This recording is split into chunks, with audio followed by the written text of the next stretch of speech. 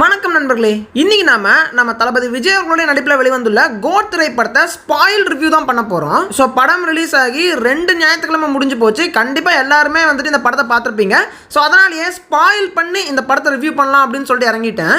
So எதுக்காக இந்த video அப்படின்னு சொல்லிட்டு பார்த்தீங்கன்னா, இந்த திரைப்படம் மேக்ஸிமம் ஆடியன்ஸை சாட்டிஸ்ஃபை பண்ணிச்சா அப்படின்னு சொல்லி கேட்டிங்கன்னா கிடையாது தான் சொல்லி ஆகணும். ஸோ ஃபேன்ஸை மட்டுமே முழுமையாக சாட்டிஸ்ஃபை பண்ண ஒரு திரைப்படம் தான் இந்த கோட் அப்படின்னே சொல்லலாம். ஸோ ஆக்சுவலாக என்ன தப்பு நம்ம வெங்கட் பிரபு அவர்கள் பண்ணாரு, ஏன் வந்துட்டு வெறும் ஃபேன்ஸை மட்டும் சாட்டிஸ்ஃபை பண்ற மாதிரி இந்த படம் வந்துச்சு அப்படிங்கறத பத்தி தான் இந்த வீடியோல நம்ம டிஸ்கஸ் பண்ண போறோம்.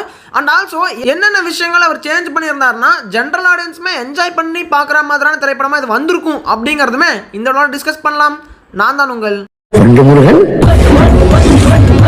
Thank you your honour, thank you. So first இந்த படத்துடைய ஃபர்ஸ்ட் ஆஃப், ஸோ அதை பற்றி பெருசாக குறைய சொல்லிட முடியாதுன்னு தான் சொல்லணும். ஏன்னா ஒரு கேரக்டருடைய இன்ட்ரோ கொடுத்து அந்த கேரக்டரை சுற்றி இருக்கக்கூடிய ஃப்ரெண்ட்ஸ்க்கெல்லாம் ஒரு இன்ட்ரோ கொடுத்து அப்படியே கொஞ்சம் கொஞ்சமாக வந்துட்டு பார்த்தீங்கன்னா அந்த கதையை மூவ் பண்ணி கொண்டு போயிட்டே இருந்தாங்க. ஸோ அதனாலேயே ஃபர்ஸ்ட் ஆஃபில் பெருசாக வந்துட்டு எதுவுமே நெகட்டிவ் அப்படின்னு சொல்லிடவே முடியாது. பட் இருந்தாலுமே இன்னும் சிலர் வந்துட்டு அந்த விஜயகாந்த் அவர்களுடைய அந்த ஃபேஸை வந்து பார்த்தீங்கன்னா கரெக்டாக இவங்க ஏஐ பண்ணல அப்படிங்கிற மாதிரி பேசிகிட்டு இருந்தாங்க. ஆக்சுவலாக அதெல்லாம் ஒரு மிஸ்டேக்கே கிடையாது என்னை பொறுத்த வரைக்கும் அப்படின்னு தான் நான் சொல்லுவேன். ஏன்னா அது ஒரு ஏஜென்ட் வந்துட்டு ஒரு ஃபேஸ் மாஸ்க் போட்டு போகிறாரு, அது அவ்வளோ பர்ஃபெக்டாக வரணும்னு சொல்லிட்டு அவசியமே கிடையாது. ஏன்னா படத்தில் ஒருத்தர் மாறு வேஷம் போடும்போது அந்த மாறு வேஷம் கூட அவரை மாதிரியே இருக்கணும் அப்படின்னு சொல்லி எதிர்பார்த்தா அதெல்லாம் வந்துட்டு சத்தியமாக யாராலையுமே பண்ண முடியாது அப்படிங்கிறத உண்மை. ஸோ அதனால் அது வந்துட்டு கரெக்டாக வரல அப்படிங்கிறதெல்லாம் எனக்கு ஒரு மிஸ்டேக்காகவே தெரியல. ஸோ இது மட்டும் தான் ஃபர்ஸ்ட் ஹாஃப்ல நல்லா இல்லை அப்படின்னு சொல்லிட்டு இருந்த ஒரு விஷயம். பட் அதுவுமே வந்துட்டு பெரிய ஒரு தப்புன்னு சொல்லிட்டு நான் சொல்லிட மாட்டேங்க. ஸோ இந்த படத்தினுடைய பிரச்சனையை வந்துட்டு இந்த செகண்ட் ஹாஃப்ல தான் ஸ்டார்ட் ஆகுது அப்படின்னே சொல்லலாம். இன்ட்ரோல் பிளாக் வரைக்குமே வந்துட்டு ட்விஸ்ட் மேல ட்விஸ்ட்டை வச்சு கரெக்டாக வந்துட்டு ஒரு மாதிரி ட்விஸ்ட் ஜோன்லேயே வந்துட்டு பார்த்தீங்கன்னா வச்சுட்டு இருந்தாரு நம்ம வெங்கட் பிரபு அவர்கள். ஆனால் ஏன் செகண்ட் ஹாஃப்ல வந்துட்டு அவரால் ஜெனரல் ஆடியன்ஸை கேட்ச் பண்ண முடியல அப்படின்னா முழுக்க முழுக்க முதல் காரணமே அந்த ஸ்டோரியில் அவர் ஒழுங்காக வந்துட்டு ஃபோக்கஸ் பண்ணல அப்படிங்கிறது தான் உண்மை. ஸோ காந்திக்கு ஒரு பையன் இருக்கான், அந்த பையனை கடத்திட்டு போய் அவனை இந்த பிச்சை எடுக்க விடுவாங்கல்ல அவங்க கும்பலில் போய் சேர்த்து விட்டு அவனுக்கு வந்து பழசெல்லாம் மறக்கிற வரைக்கும் அவனை அங்கேயே இருக்க வச்சு ஸோ சில பயங்களெல்லாம் அவனுக்கு காட்டி கடைசியில் அங்கிருந்து காப்பாற்றிட்டு வர்ற மாதிரி நம்ம மோகன் கேரக்டரை காட்டுறாங்க. ஸோ அப்போ தான் அந்த பையன் என்ன நினைப்பான்னா, இவ்வளோ பிரச்சனையிலிருந்து என்னை காப்பாற்றினவர் இவர் தான், இவருக்காக தான் தன்னுடைய லைஃபை நான் வாழணும் அப்படின்னு நினைப்பான். அந்த ஒரு மேனிபுலேஷனை கொண்டு வரதுக்காக தான் அவர் அந்த மாதிரி பண்ணுற மாதிரி காட்டுறாங்க. ஸோ இவ்வளோ மெனக்கெட்டு நம்ம மோகன் கேரக்டருடைய பேக் ஸ்டோரியை வந்துட்டு ரொம்ப அழகாவே வெங்கட் பிரபு அவர்கள் காட்டியிருந்தாருன்னு சொல்லலாம். ஆனா நம்ம ஜீவன் கேரக்டர் வந்துட்டு சின்ன பையனாவே இருக்கிற வரைக்கும் அவனுக்கு வந்து அந்த மேனிபுலேஷன் ஒர்க் ஆகிட்டு இருக்கலாம். ஆனா அவன் எப்போ ஒரு 21 வயசு பையனா வளர்ந்துடுறானோ அப்பவே வந்துட்டு எதனால தான் அப்பா இவரை கொல்லணும்னு நினைச்சாரு, இவன் யார் முதல்ல, தான் அப்பா யாரு முதல்ல அப்படிங்கிற மாதிரியான கேள்விகள் எல்லாம் அவருக்குள்ள வரும்போது அவருக்கு ஈஸியாவே தெரிஞ்சிடும் யாரு கெட்டவன் யாரு நல்லவன் சொல்லிட்டு அவருக்கு ஈஸியாவே தெரிஞ்சிடும். ஒன்றும் இல்லை, அந்த ட்ரெயின் பிளாஸ்ட் ஆச்சு இல்லையா, அந்த அன்னைக்கு வந்த பேப்பரை படிச்சிருந்தாவே போதும் இங்க யாரு தப்பானவன் யாரு ஒரிஜினல் ஹீரோ அப்படிங்கிற விஷயம் தெரிஞ்சிடும். ஆனா அந்த மாதிரி எந்த ஒரு ரிசர்ச்சுமே நம்ம ஜீவன் கேரக்டர் பண்ணாம பிளைண்டா வந்துட்டு மோகன் தான் வந்து தான் அப்பா தனக்கு வாழ்க்கை கொடுத்தவர் இவர் தான், ஸோ இவர் சொல்றதை நம்ம செஞ்சிடலாம் அப்படின்னு சொல்லிட்டு தளபதியை கொல்ல வர்ற மாதிரி காட்டுறாங்க. அந்த இடத்துல தான் வந்துட்டு கதையில கொஞ்சம் இன்னும் ஃபோக்கஸ் பண்ணிருக்கலாம் அப்படிங்கிற மாதிரி எனக்கு ஃபீல் ஆகுது. இப்போ ரீசெண்டா நிறைய பேர் ஆன்லைன்ல என்ன சொல்லிட்டு இருக்காங்கன்னா, ப்ரோ வந்தது ஜீவனே கிடையாது, ஆக்சுவலா வந்துட்டு படத்தினுடைய போஸ்ட் கிரெடிட் சீன்ல ஒரு தளபதி வருவார் இல்லையா, அவர் தான் ஒரிஜினலான விஜயுடைய பையன், அவருடைய க்ளோன் வெர்ஷன் தான் ஜீவன் அப்படிங்கிற வேஷத்துல வந்திருக்காரு, அதனால தான் இவ்வளோ கொலைகளெல்லாம் பண்ணுறதுக்கான காரணம் அப்படிங்கிற மாதிரி ஒரு தியரி போயிட்டு இருந்துச்சு. ஸோ இதே மாதிரி தான் லியோ படத்தினுடைய ஃப்ளாஷ்பேக் சீன்ஸ்லாம் சரியில்லைன்னு சொன்ன உடனே அது ஃபேக் ஃப்ளாஷ்பேக் பா அப்படிங்கிற மாதிரி முட்டு கொடுத்துட்டு இருந்தாங்க. ஸோ இப்போ வந்துட்டு பார்த்தீங்கன்னா எப்படி ஜீவன் வந்துட்டு கொஞ்சம் கூட யோசிக்காம இந்த மாதிரி பண்ணுறான் அப்படின்னு சொல்லி கேட்ட உடனே இது க்ளோன் பா, உண்மையான ஜீவனே வந்துட்டு கிளைமேக்ஸில் வர்றான் தான் அப்படிங்கிற மாதிரி படத்தினுடைய கதையவே மாற்றி அமைக்கிறக்க ஆரம்பிச்சிட்டாங்க. சரி இப்போ வந்தது ஜீவனுடைய க்ளோனாகவே இருந்தாலும் அப்போ அந்த க்ளோனை ரெடி பண்ணது யாருன்னா ஜீவன் தான். ஸோ தான் அப்பா யாரு, ஸோ எதுக்காக மேனனை வந்து அவர் கொலை பண்ண வந்தாரு அப்படிங்கிற எந்த ஒரு ரிசர்ச்சுமே இல்லாம ஏதோ மேனன் சொல்றாருன்னு சொல்லிட்டு அவ்வளோ க்ளோனை ரெடி பண்ணி விட்டுருக்காரு. எப்படி பார்த்தாலும் ஜீவன் கேரக்டருக்கு நம்ம மேனன் பண்ண அந்த ஒரு மேனிபுலேஷனை ஸ்ட்ராங்காக காட்டலை அப்படிங்கிறது தான் முக்கியமான விஷயம். அதுக்கப்புறம் இன்னொரு மேட்டர் என்ன அப்படின்னா, கிளைமேக்ஸில் நம்ம சேப்பாக் ஸ்டேடியமுக்கு பாம்பு வைக்கிற மாதிரி ஒரு சீக்வன்ஸை காட்டுவாங்க. ஸோ எதுக்காக பாம்பு வைக்கிறாரு அப்படின்னா, இந்த மாதிரி நம்ம மேனன் வந்துட்டு தேச துரோகி அப்படிங்கிற மாதிரியான ஒரு பேரை வாங்கியிருப்பாரு, அதே பேர் நம்ம காந்திக்கும் வரணும் அப்படிங்கிறதுனால சேப்பாக் ஸ்டேடியம்ல பாம்பு வச்சு பிளாஸ்ட் பண்ணி அது காந்தி தான் பண்ணா அப்படிங்கிற ஒரு பேர் கிரியேட் ஆயிடுச்சுன்னா அவனும் தேச துரோகி ஆகிடுவான்ல அப்படிங்கிற ஒரு மைண்ட் செட்ல அப்படி பண்ற மாதிரி காட்டுவாங்க. ஸோ இந்த இடம்ல ரொம்பவுமே ஸ்டோரியில வீக்கா இருந்த மாதிரி தான் எனக்கு ஃபீல் ஆச்சு. ஸோ அந்த படத்தை பார்க்குறப்போ இவர் ரிவெஞ்ச் பண்றதுக்காக பாம்பு பிளாஸ்ட் வச்ச மாதிரி தெரியல, பாம் பிளாஸ்ட் வச்சு தோனி ரெஃபரன்ஸ்லாம் வைக்கணும் அப்படிங்கிறதுக்காகவே இவர் ரிவெஞ்ச் எடுக்கிற மாதிரி காட்டின மாதிரி தான் அந்த சீன்ஸ்லாம் எனக்கு ஃபீல் ஆச்சு. ஸோ அந்த இடத்துலலாம் ஸ்டோரியை கொஞ்சம் இன்னும் ஸ்ட்ராங்காக பில்ட் பண்ணியிருக்கலாம். ஸ்க்ரீன் பிளே வந்துட்டு எந்த ப்ராப்ளமும் இல்லை, ஃபாஸ்ட்டாக தான் போகுது, நல்லா தெளிவாக தான் ஓடுது. பட் அந்த ஸ்டோரியில் மட்டும் அவ்வளோதானா ஸ்டோரி அப்படிங்கிற ஃபீல் வந்து நமக்கு வந்துருச்சுன்னே சொல்லலாம். இன்னும் சிலர் வந்துட்டு கமெண்ட்டில் சொல்லுவீங்க, ப்ரோ இது ஜாலியான ஒரு படம், நார்மலாக வந்துட்டு நீங்கள் கதையெல்லாம் ஃபோக்கஸே பண்ணக்கூடாது, எல்லா ரெஃபரன்ஸும் வரும், ஜாலியாக வந்துட்டு ஒரு 3 மணி நேரம் கைத்தட்டி ரசித்து பார்க்கக்கூடிய ஒரு கமர்ஷியல் படம், இங்கே வந்துட்டு ஸ்டோரி வந்துட்டு நல்லா இல்லை அப்படின்லாம் நீங்கள் பேசக்கூடாது ப்ரோ அப்படின்னு சொன்னீங்கன்னா, மார்க் ஆண்டனி அப்படின்னு சொல்லிட்டு ஒரு திரைப்படம் வந்துச்சு. அந்த படத்தில் சுத்தமாக லாஜிக் அப்படிங்கிற ஒரு விஷயமே கிடையாது. ஸோ நிறைய ரெஃபரன்ஸுமே வச்சுருப்பாங்க, தலை ரெஃபரன்ஸ் வச்சுருப்பாங்க, அப்புறம் எதுக்கு சிலுக்கு வராங்கன்னே தெரியாது சிலுக்கு ரெஃபரன்ஸ் வச்சிருப்பாங்க, அப்புறம் திடீர்னு சம்பந்தமே இல்லாமல் நம்ம விஷால் வந்துட்டு எஸ்ஜே சூர்யா வாய்ஸ்ல பேசுவார். இந்த மாதிரி படம் ஃபுல்லாகவே லாஜிக் இருக்காது, பட் ரெஃபரன்ஸ்னு சொல்லிட்டு நிறைய ரெஃபரன்ஸ் இருக்கும். 3 மணி நேரம் நமக்கு டைம் பாஸ் ஆகிறதே தெரியாது, பயங்கர ஃபன்னாக வந்து பார்த்தீங்கன்னா அந்த மாதிரி அந்த படத்தை எடுத்திருப்பாங்க. ஸோ எனக்கு தெரிஞ்சு கோட் திரைப்படத்தையும் அந்த மாதிரி ஒரு ஃபீல்டில் கொண்டு போயிருந்தாங்கன்னா இந்த படம் வேற லெவலில் இருந்திருக்கும் அப்படின்னே சொல்லலாம். கதையிலலாம் சுத்தமாக ஃபோக்கஸ் பண்ணல இவங்க. ஏன்னா மார்க் ஆண்டனி திரைப்படத்துலையுமே கதை அப்படின்னு சொல்லிட்டு ஒரு விஷயம் பெருசாக இருக்காது. ஸோ அப்பா மகன் கொலை பண்ணுற கதை தான், பழி வாங்குற கதை தான்.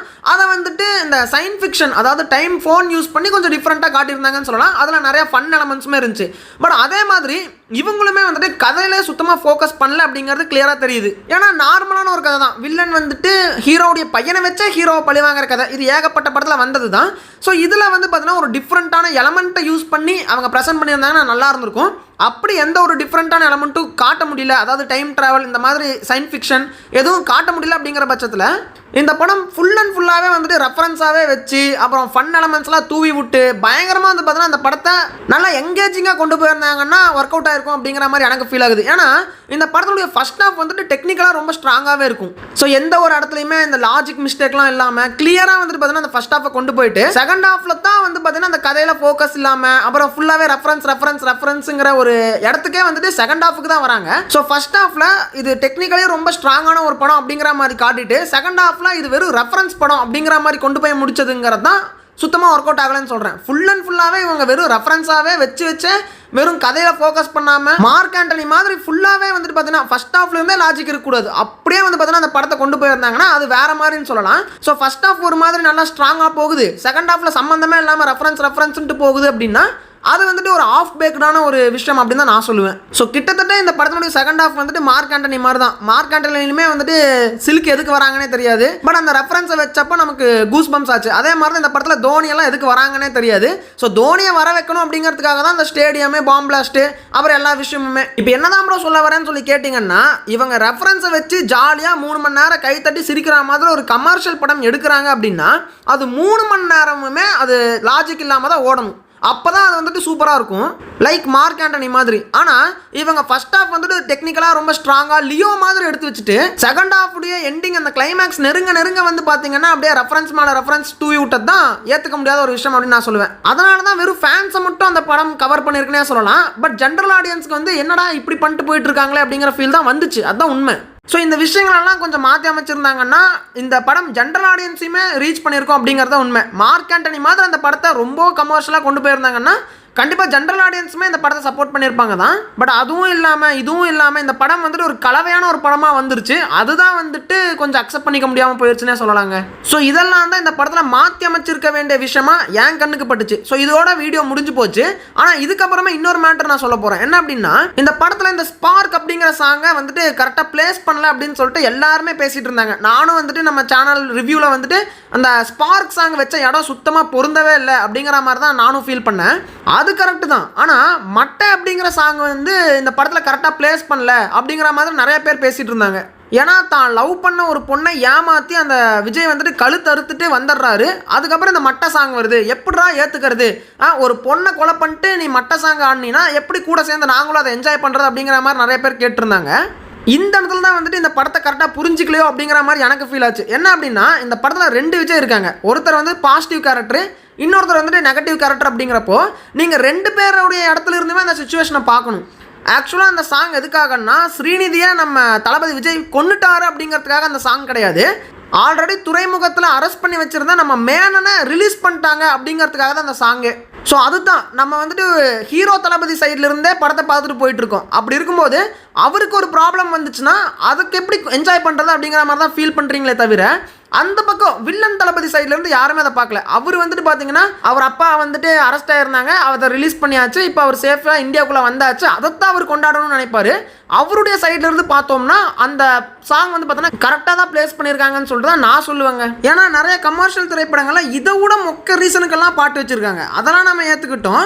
ஆனால் அவங்க அப்பாவை ரிலீஸ் பண்ணிட்டாங்க அப்படிங்கிறதுக்காக ஒரு என்ஜாய்மெண்ட்டுக்காக நம்ம தளபதி ஆடுறாரு மட்டை அப்படிங்கிற சாங்கை, அது வந்து பார்த்தீங்கன்னா கரெக்டாக பிளேஸ் பண்ணல அப்படிங்கிற மாதிரி சொல்லிட்டு இருந்தாங்க. அதில் லாஜிக்கல் தான் நான் சொல்லுவேன். இப்போ நீங்கள் ஒரு விஷயத்தை கேட்கலாம், அப்போ ஸ்பார்க் சாங் கூட கரெக்டான பிளேஸ்மெண்ட் தானே ப்ரோ? ஏன்னா நம்ம தளபதி விஜய் வந்துட்டு மொபைலை எப்படியாவது வாங்கணும்னு நினச்சாரு, அதனால ஒருத்தனை கொலை பண்ணிட்டு மொபைலையும் பிடிங்கிட்டு வந்துட்டாரு. ஸோ அவர் என்ஜாய்மெண்ட்டில் ஸ்பார்க் சாங் ஆடுறாரு அப்படின்னு சொல்லிட்டு நீங்கள் கேட்டிங்கன்னா ஆக்சுவலாக வந்துட்டு அது ஒரு லவ் சாங்கு. ஸோ அந்த மாதிரி லவ் சாங்லாம் வந்துட்டு ஹீரோவுக்கும் ஹீரோயினுக்கும் நடுவில் ஒரு ரொமான்டிக்கான விஷயம் ஏதாவது நடக்குது அப்படிங்கிற பட்சத்தில் அப்போ அந்த சாங் வர்ற மாதிரி காட்டலாம். ஆனால் சம்மந்தமே இல்லாமல் ஏதோ ஒரு சுச்சுவேஷன் நடந்துட்டு இருக்கிறப்போ அந்த சுச்சுவேஷன்லேருந்து தப்பிக்கிறதுக்காக ஹீரோயினை வர வச்சு ஒரு கிஸ் அடிச்சுட்டு ஸ்பார்க் சாங்குள்ளே போகிறதெல்லாம் சுத்தமாக அக்செப்ட் பண்ணிக்க முடியாதுங்கிறது தான் உண்மையான விஷயம். ஆனால் இதுவே மட்ட சாங் பாருங்கள், அது லவ் சாங்லாம் கிடையாது, ஒரு என்ஜாய்மெண்ட் சாங் தான். ஸோ நினச்ச விஷயத்தை சாதிச்சிட்டாரு, ஸோ அதுக்காக என்ஜாய்மெண்ட்டுக்கு ஒரு டான்ஸை போடுறாரு. அப்படி தான் வந்து பார்த்தா அந்த சுச்சுவேஷன் இருக்குது. ஸோ சுச்சுவேஷனுக்கு ஏற்ற மாதிரி சாங் வைக்கிறது தான் மட்ட சாங்கை சொல்லலாம். ஆனால் சம்மந்தமே இல்லாத சுச்சுவேஷனுக்கு ஒரு லவ் சாங்கை போட்டால் எப்படி இருக்கும், அதுதான் ஸ்பார்க் சாங்னு சொல்லலாம். அதனால தான் அது செட் ஆகலை, ஆனால் இது செட் ஆகுதுன்னு நான் சொல்லியிருக்கேன். ஸோ அவ்வளோதான் நண்பர்களே, இந்த வீடியோ முழுக்கவே நான் சொல்ல வர்ற விஷயம் என்னன்னா, நம்ம வெங்கட் பிரபு அவர்கள் மார்க் ஆண்டனி மாதிரி இந்த படத்தை கதையிலலாம் சுத்தமாக ஃபோக்கஸ் பண்ணாமல் ஏதோ ஒரு சயின்ஸ் ஃபிக்ஷன் எலமெண்ட் ஆட் பண்ணி சும்மா ஃபன்னாகவே கொண்டு போயிருந்தாங்கன்னா அது ஒரு மாதிரி நல்லா ஒர்க் அவுட் ஆயிருக்கும். அப்படி இல்லையா, நீங்கள் கதையில் நல்லா ஃபோக்கஸ் பண்ணி அந்த ரெஃபரன்ஸ் எல்லாம் எதுவுமே இல்லாமல் ஒரு ஸ்ட்ராங்கான படமாக கொடுக்க ட்ரை பண்ணுறீங்களா, அதுவுமே நல்லா ஒர்க் அவுட் ஆயிருக்கும் தான். ஆனால் ரெண்டுமே ட்ரை பண்ணிட்டாரு நம்ம வெங்கட் பிரபு அவர்கள். ஒரு பக்கம் ஸ்ட்ராங்கான படமாகவும் இருக்கணும்னு பார்க்குறாரு, இன்னொரு பக்கம் ரெஃபரன்ஸ்லாம் இருக்கிற மாதிரி ஒரு என்ஜாய்மெண்ட்டான படமாக இருக்கணும் அப்படின்னு பார்த்துருக்காரு. ஸோ அந்த விஷயம் தான் இந்த படத்தில் ஒர்க் அவுட் ஆகாமல் போயிடுச்சு அப்படிங்கிறது தான் என்னுடைய கருத்து. ஸோ இதை பற்றின உங்களுடைய கருத்து என்ன அப்படிங்கிறத மறக்காம கமெண்ட்டில் சொல்லுங்கள். சரி, ஓகே நண்பர்களே, கண்டிப்பாக எல்லாருமே இந்த நேரம் கோட் திரைப்படத்தை கம்ப்ளீட்டாக ஒரு 2-3 வாட்டியாவது பார்த்துருப்பீங்கன்னு தான் நினைக்கிறேன். ஸோ அந்த படத்தை பற்றின வேற ஏதோ ஒரு கமெண்ட்ஸ் உங்களுடைய மைண்டில் இருந்தாலும் அதையும் மறக்காம கமெண்ட் செக்ஷனில் சொல்லிட்டு போங்க நண்பர்களே. உங்களை நான் அடுத்த வீடியோவில் சந்திக்கிறேன்.